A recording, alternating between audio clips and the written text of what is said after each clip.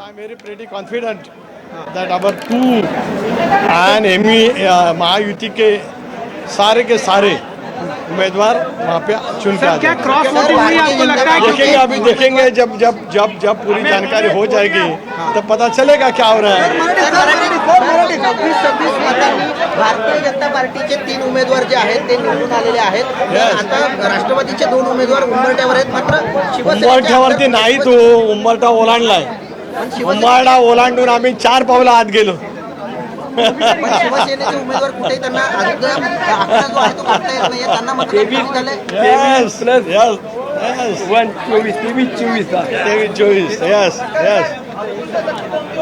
अदृश्य शक्ती कोणती होती ज्यामुळे महायुतीला मदत मिळाली? अशा खूप अदृश्य शक्ती आहेत ज्या नेहमीच आम्हाला मदत करत राहतील. पुढच्या कालावधीमध्ये सुद्धा आपल्याला तर नक्कीच उद्याच्या भवितव्यामध्ये अनुभवायला मिळेल.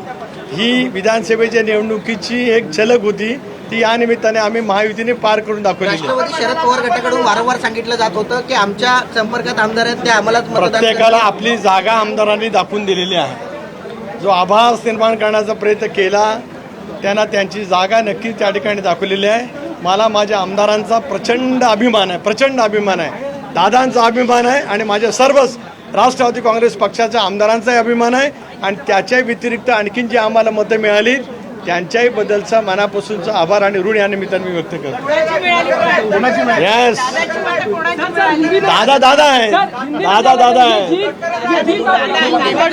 ये तो जीप हमारी तो भी बहुत सारी बड़ी हो गई है. सारे लोग कहते थे, काही ने आज भाषा भी की थी, गरजेल तो पडेल काय, गरजे पडेल काय.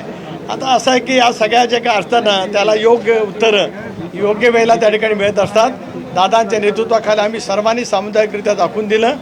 मी खरंच माझ्या आमदारांचा अतिशय मनापासून या ठिकाणी अभिमान व्यक्त करतोय.